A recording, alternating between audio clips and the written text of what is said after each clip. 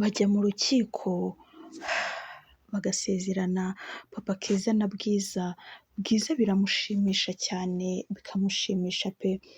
Ariko mbere y'uko Bwiza na papa we agenda, Bwiza yabanje guhamagara umushuti we witwaga Blaise amubwira ati umbabarire uze kuca inyuma twagiye mu rukiko, ugende ufate imodoka, ugende ufate Keza umujyane ahantu yumva ashaka aruhuke, nimugoroba uze kuza kumutahana. Okay, nta kibazo Bwiza ndabikora. Ubwo uko ibirori byendereyaga cyangwa se uko ibirori byagendaga, Blaise yafashe Keza aramujyana, bageze mu nzira aramubaza ese Keza uri kumva ushaka kujya he? Keza aramureba aramubwira ati ubundi unjyanye hehe ko ntanakuzi? Aramubwira ati weho mbwira ntabwo ndi bukugirire nabi. Keza yaramubwiye ati njye ndashaka kujya ahantu hatuje nta kindi. Aramubwira ati okay, kanze mashakishe turebe ko biri bukunde. Bashatse ahantu bajya hatuje hameze neza cyane, baragenda baricara, ubwo Keza yicaye ukwe ndetse na Blaise yicara ukwe. Hashize nk'akanya gatoya, Keza baje kumubaza ikintu ari bufate, yarababwiye ati njye nta kintu nshaka cyo kurya, ahubwo ndi kumva nshaka ahantu hatuje ho kuryama. Blaise arabibona yuko Keza afite ibibazo, ariko mu by'ukuri ntiyari abizi. We yakurikije ibyo Bwiza yamubwiye byo kujyana Keza, kuko ntiyari anazi na Keza. Ubwo yaragiye amufasha gukomanda, gusa amusabira yuko aba aryamye ahantu. Yaje kwicura bwije bamuha ifunguro rye, ari nako mu birori bya Bwiza na Papa Keza byari biri kugenda neza. Ubwo amasaha yo gutaha, Blaise yafashe Keza aramutahana. Bageze mu nzira aramubwira ati Keza hindura imyenda ubone kwinjira iwanyu. Yaramubwiye ati ahindure yasohoka mu modoka. Mu gihe yari asohotse mu modoka Keza ari guhindura, yahamagaye Bwiza aramubwira ati twe tugeze ku gipangu tuza. Aramubwira ati okay, ntacyo bitwaye rero, nta kibazo rwose, kanze nshaka uburyo ki njijisha uno mugabo ubundi mwinjire. Ubwo ngubwo nibwo baje kwinjira, byari ibintu bishimishije. Keza abonaga ko asa nk'umuntu waruhutsemo gake. Yanyuze kuri Bwiza afite ubwoba ko agiye kumutuka, ariko Bwiza ntiyigeze amutuka, nta n'ikintu yamutwaye, ahubwo yaramuretse aragenda, gusa aramureba, ariko yaramufitiye umugambi mwiza. Ubwo Keza yaragiye ajya mu cyumba cye arishima, aravuga ati Mana nubwo ntazi umuntu wasabye ngo ngende, gusa Mana umuhe umugisha. Yararyamye arasinzira. Hashize iminsi baje gukora mariage Bwiza na Papa Keza. Yari mariage nziza nziza, irimo amafaranga pe, irimo amafaranga bihagije cyane. Ubwo ngubwo ku ruhande rumwe tugaruke aho Mama Keza yari yaragiye n'aho Shema yari ari. Shema byakomeje kumubangamira cyane kubaho mu buzima ari kumwe na Mama Keza. Wabonaga ko bisa nk'ibimubangamiye, ariko ntitumenye ngo bigenda gute. Bwari nijoro, bwarakeye mu gitondo, Shema yafashe imodoka aragenda, tubona hari umuntu uri kumuhamagara byihutirwa. Tubona yinjiye ahantu mu nzu nziza, naho tubona baramwakiriye bambwira ati bise Shema umeze neza? Boss yicaye kuri balcon hejuru, wagenda akaba ariho umusanga. Ambwira ati okay. Shema yarihuse cyane agenda asanga umugabo kuri balcon, aramubwira ati ibi bite Shema? Ni byiza boss. Ndabona umeze neza cyane. Uriya mugore se ameze gute? Ngo ni Mama Keza. Ameze neza nta kibazo rwose boss. Okay, ndumva rero ibyo twavuganye ugomba kubikora neza, sibyo? Nta bintu byinshi, nawe ukahita usinya, tukagusinyira imigabane yawe 40 muri iriya kampani. Ndavuga ati nta kibazo rwose. Uriya mugore yarampemukiye cyane, yarampemukiye, ni nayo mpamvu nanjye ngiye kumuhemukira ku buryo azicuza n'undi munsi. Yarampemukiye cyane. Shema aramureba ambwira ati boss, ni byaba ari sawa yuko twaganira ukambwira ikintu mwaba mupfa? Ndamubwira ati no need kabisa, ntacyo bitwaye, weho kora akazi naguhaye, ibindi bizaza nyuma, don't worry, wigira ikibazo. Okay. Ubwo yamuhaye amafaranga hafi akantu kameze nk'agakesi k'akavalize gato cyane ariko karimo amafaranga menshi, arambwira ati rero fata ano mafaranga muraba muyifashisha uhembe n'abakozi nawe ugire ikintu wimarira, ubundi uriya mugore umundekere mu minsi mike nzamwereka uwo ndi we, buriya ntago aramenya, azi ngo aracyari mu gihe cyiza cyane, ngo harya ngo yaje aje azi ko aje kwiga, ariko uzi ko abantu ni ibigoryi kabisa, abantu ntibashobora no gutekereza, umuntu yarabyaye afite umuryango ariko gutekereza ni ikibazo, burya babivuze ukuri pe, babivuze ukuri, hari igihe ubona umuntu afite igihagararo ugira ngo yarakuze, naho mu mutwe ari mapera pe, mu mutwe nta kintu kibereyemo rwose, kuko birasekeje kandi biranababaje uburyo umugore umeze kuriya ashobora kwifata akemerera umuntu ampulisi ku masosho mediya bakaba inshuti, akamwemerera kumwishyurira akajya kwiga ntabigireho amakenga, akifata agasiga umugabo n'abana ngo aje kwiga.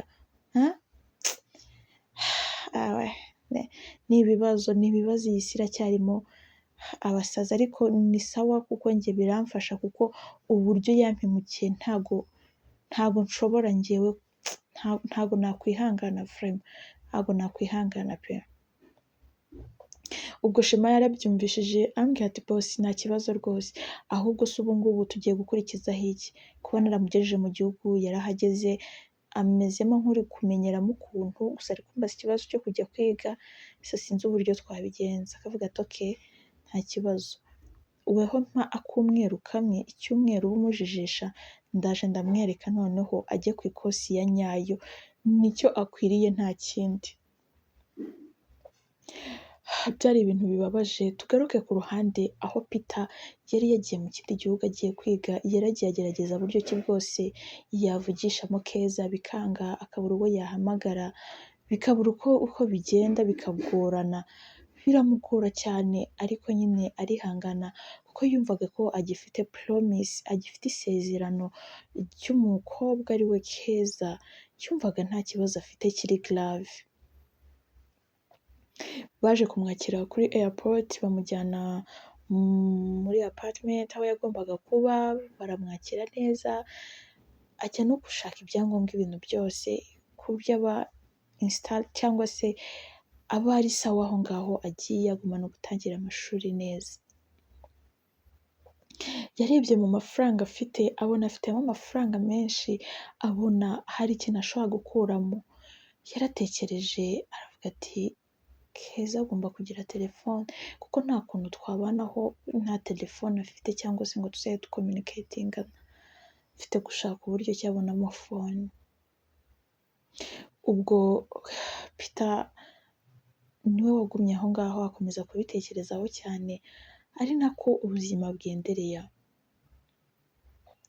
Mariage yaje kuba irarangira, yari mariage nziza cyane, irimo buri kimwe cyose, baje kubipostinga ku mbuga nkoranyambaga, aho mama Keza yabibonye araseka cyane, aravuga ati ariko abagabo ni imbwa vrema, ni imbwa pe, ni gute umuntu azi ko ngiye kwiga yarangiza agahita akora mariage n'undi muntu, ni ibintu bidasanzwe vrema, ngo harya ngo nuko ntigeze nshakana nawe, ariko nyine niyiturize, niboneye umusheri mwiza w'umukire unanyitaho kuruta uko anyitaho, nashaka agende.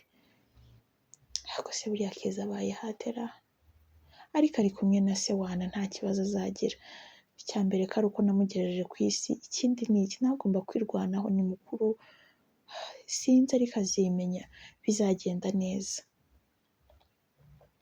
Ubwo Bwiza byari mu masaha ya nijoro bagiye kujya kuryama, yarebaga uburyo ki Keza yigunze ari kurira, biba byamucanze yabuze n'umwitaho, ariko na Bwiza nawe akagerageza gukoresha tactique yo kwanga Keza, kuko yagiraga ngo yigarurire umutima wa Papa Keza, kuko Papa Keza nawe umuntu yangaga cyane yari uwo mwana, kandi ikibabaje ni uko uwo mwana n'ubundi yari uwe, ariko ntabyemere, nyuma Bwiza akaza kubivumbura akanafata imyanzuro imwe n'imwe. Baje gupanga kujya muri honeymoon, bakamarayo hafi amezi 3, byari ibintu bishimishije, wabonaga ko bishimanye ari sawa.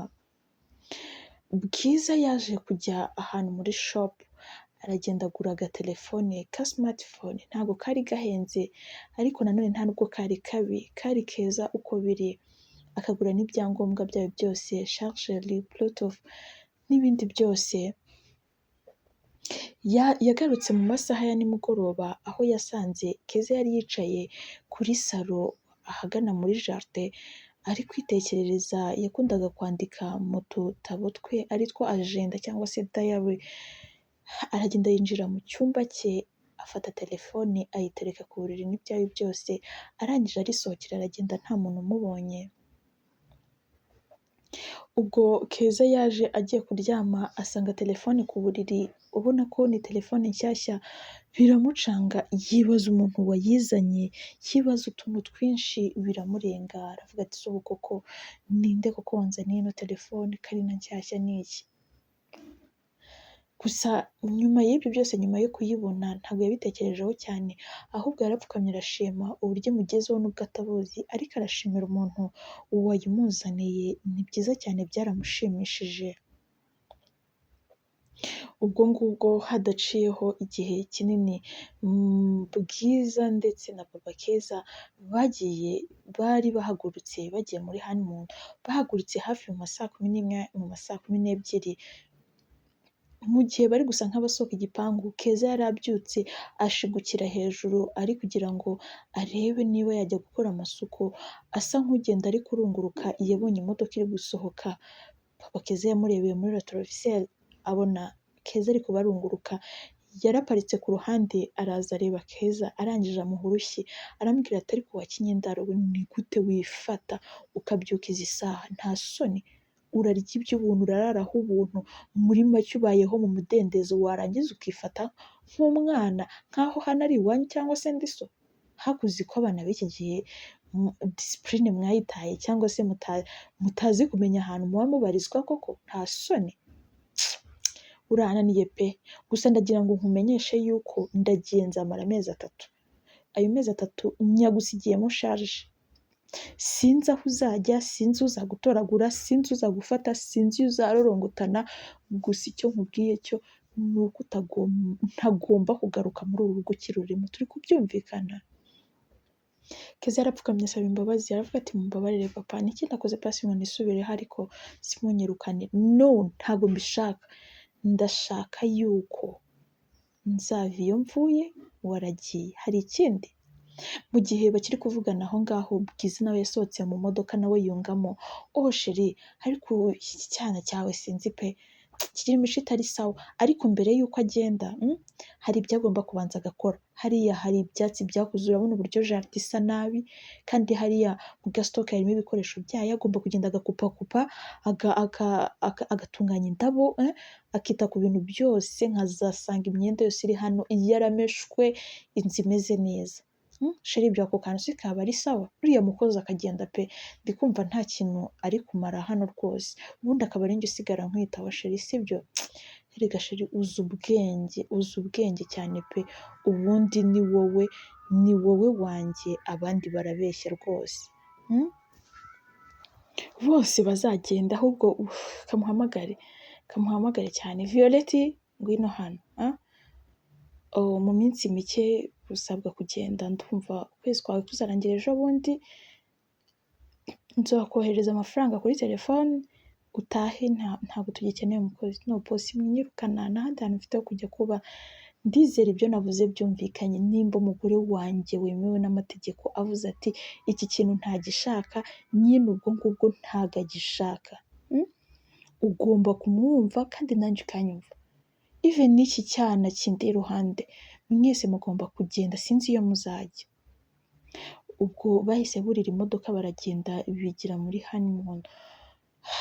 Bwiza yagiye ari gutekereza, bakatwereka ari kwitekerereza ibintu bye, avuga ati hamwe nakuziye, aya mezi 3 ntabwo azarangira ndi kumwe nawe, kuko uri igicucu ku rwego ubwawe utabasha gutekereza.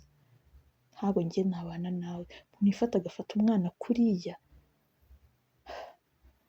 ntabwo nari mbizi ko abantu nk'amwe mukontororwa n'abagore, ntimunabashe no gushyira mu nyurabwenge ngo mutekereze kabiri pe. birantunguye cyane. Ubwo Bwiza yasohotse iyo modoka ajya ku ruhande ahamagara Blaise, abwira Blaise aramubwira ati Blaise mbabarira wohereze umuntu umwe ukora amajaride neza ajye mu rugo, ndetse nibarangiza bakore n'amasuku ahantu hose, nurangiza uzane n'umuntu umesa, Keza ntagire ikintu akora umbabarire. Ubwo Blaise yarabikoze yihuse byose, mu gihe Keza yari yicaye mu cyumba ari kurira, ari kwibaza uburyo ki agiye gukora ibyo bintu byose azagenda atazi n'aho azajya, ajya kubona ku gipangu cyabo bari gutera amahoni, haje umuntu abona ni wa muhungu ugarutse, aramusuhuza aramubwira ati bite, ese undi ko ntakumenye witwa gute? Aramubwira ati oh njye nitwa Blaise, nanjye nitwa Keza, wowe ndarizi nta kibazo, ndabizi ko witwa Keza. Yego, so nari nzanye bano bantu hano, hari ibintu bari baje gukora, ikindi wowe genda uryame uruhuke, nimugoroba ndaza kugutwara uzinga ibyawe byose, ndaza kuza kugutwara. Okay. Ubwo baraje bakora amasuku mu rugo n'iki, Keza nawe atunganya utwenda twe dukeya. Ubwo Bwiza nawe yari yahamagaye ahantu ku gaparitoma gatoya cyane kajyamo umuntu umwe se cyangwa babiri, aravuga ati Keza bari hagenda aba ibintu byose mubiguriremo mubishyiremo, ndaboherereza amafaranga ntihagire ikintu abura, nyuma y'amezi 2 nzagaruka ibintu byose tubyiteho. Ubwo tugaruke kuri Bwiza na Papa Keza. Papa Keza yagiye kuri reception agiye kuvugana n'abantu baho, Bwiza afata envelope yari afite aragenda ajya ku ruhande atoratoranya amadokima, amwe ayashyira ku ruhande ayandi ayashyira ku ruhande. Turebye neza aba ari gusinya imitungo asa nk'aho ayisinyiye abo ngabo, asa nk'aho ayibasigiye. Hari hariho iya Keza ndetse hariho n'iya Bwiza, ibigaragara yuko ari abana be. Ndetse na cya cyangombwa cyaturutse kwa muganga cya DNA nacyo cyari kiriho cyose. Bamaranye iminsi bari kwishima, abamuretse gatoya, ariko bya byangombwa biri ahantu bikipinze gusa bitandukanye. Hashize igihe kitarenze ibyumweru 2-3, Bwiza yarayicaye aravuga ati ndizera wishimye bihagije, uku niko kwishima kwawe kwa nyuma, kandi ni naryo tangiriro ryo kubabara kwawe ubuzima bwawe bwose, kuko urimbwa, kuko sinzi uburyo nakugereranyamo n'abagabo bazima, kuko biratangaje kandi biranababaje cyane kubona umuntu nkawe udashobora gutekereza kujya gufata DNA ngo amenye niba umwana ari uwe, ahubwo akamuhoza ku nkeke. Ariko ndaje ndagukosora, bizaha abandi bagabo kumenya ubwenge. Ubwo Bwiza yari yazanye akantu gasa nk'aho kayobesha ubwonko cyangwa se amera nk'aho atari gutekereza neza, arakamusukira mu nzoga arakanywa, ndetse anakomeza kunywa inzoga nyinshi, ariko avugishwa amagambo menshi, akajya abwira Bwiza ati Bwiza wanjye, mukobwa mwiza, mugore wanjye, nta kintu ntaguha, nta kintu naguha rwose mugore wanjye. Bwiza aramucunga abona neza ko yagiye adashobora kugira igaruriro, yazanye bya byangombwa aramubwira ati sheri, ibi ni ibintu bari bavanye kuri reception tugomba gusinya by'iminsi tugomba kumara hano, ndetse n'ahandi tugomba kujya ku bwato. Akavuga ati oh zana mbisinye nta kibazo rwose, zana mbisinye. N'impapuro zingahe? Ni 3 shu, ntabwo ari nyinshi. Avuga ati okay nta kibazo, zana nsinye rwose, unterekere ahantu neza ku buryo nsinya yanjye itagihinduka rwose. Yarabimuzaniye, arangije asinyiye imitungo Keza, ndetse asinyiye imitungo Bwiza, arangije anasinya kuri cya cyangombwa cyerekana ko umwana ari uwe, nawe ubwe abyemera.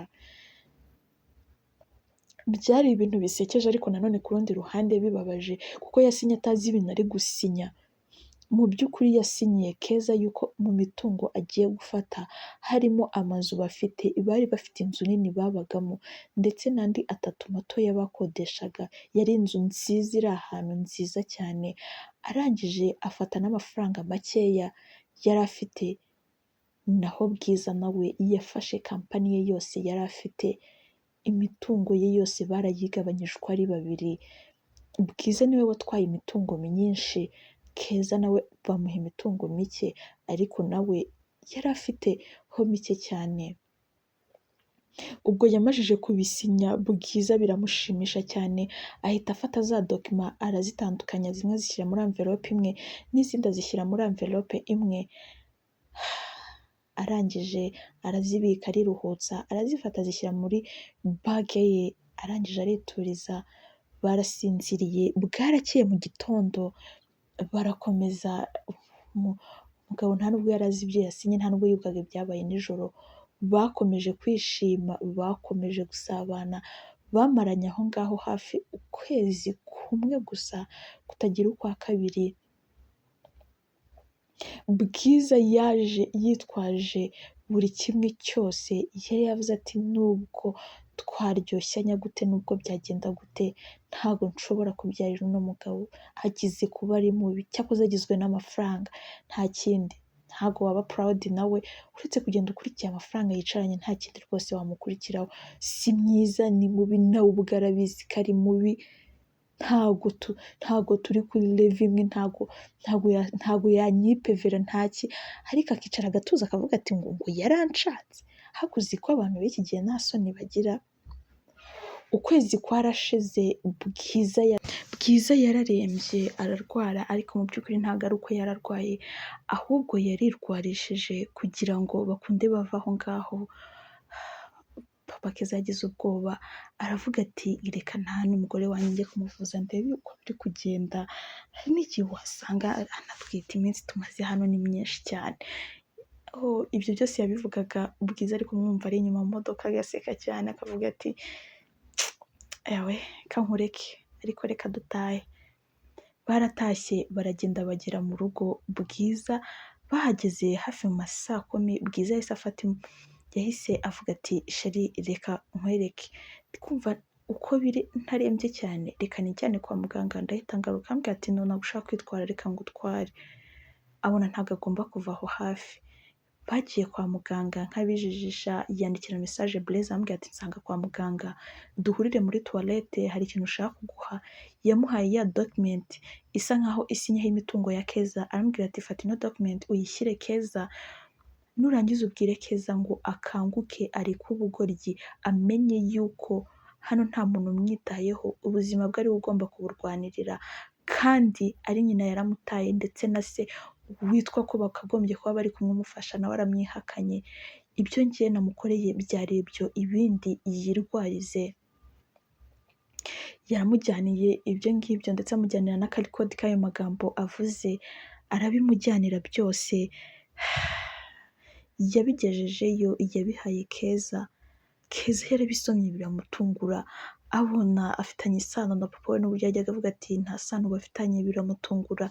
Arebye abona bamusinyiye imitungo, biramutungura cyane, byaramurenze. Aravuga ati ibi ni papa wabisinye? Aravuga ati ntabwo mbizi, bambwiye ngo mbiguhe. Akira ahubwo umva n'ino code. Yumvishe code yumva ni iya Bwiza, aravuga ati oh my god, ibintu byose byambagaho byose ni Bwiza rubiri inyuma, yo nzamushimira. Ubwo Keza nawe yese atangira gucangamuka, ntabwo yavuze ngo ndahita njya mu nzu nk'uko nayisinyewe, oya, ahubwo yahise atega indege aragenda ajya mu kindi gihugu kugira ngo aruhuke, kuko yari afite amafaranga menshi kuri konti, ayo Bwiza yari yamusinye asa nkaho afiteho, kandi afite uburenganzira bwo kujya kuyabikuza. Ahubwo papa Keza nta burenganzira agifite ku makonte yose, even n'inzu yitwa ko yicayemo, nuko Keza atari yazamura amahane, nawe yaba yimukuyemo. Ubwo Keza yaragiye aragenda araruhuka, yiga ku mushinga we, yiga uburyo ki azaza aje kubwira papa we yuko ibintu byahindutse. Hashize nk'igihe yashatse uburyo ki avugisha Peter, yari yaramusigiye utunimero twe two mu gihugu babagamo, aramwandikira kuri WhatsApp. Peter yaravuye mu ishuri, yabonye message ibona iri kumwandikira, avuga ati Mana mfasha nsanga aba ari Keza. Yasanze koko ari Keza wamwandikiye amurindiriye, yarishimye cyane, barahamagarana, avuga ati Keza bite, ko mbona utari mu gihugu, wakagombye kuba urimo, Keza wagiye hehe? Arambwira ati ni story ndende nzakubwira, humura, gusa ubu ngubu ndi kuruhuka, ariko ntugire ikibazo, meze neza, ndashima Imana, wumve ko nta kibazo mfite na kimwe pe, meze neza cyane. ni ukuri kandi ubyumve yuko meze neza cyane. Ikindi ntabwo ndabona undi muntu kandi niyo namubona ntabwo namugusimbuza ntarabikubwira, ntuzagire ikibazo rwose pe, ubyumve kandi ubyumve.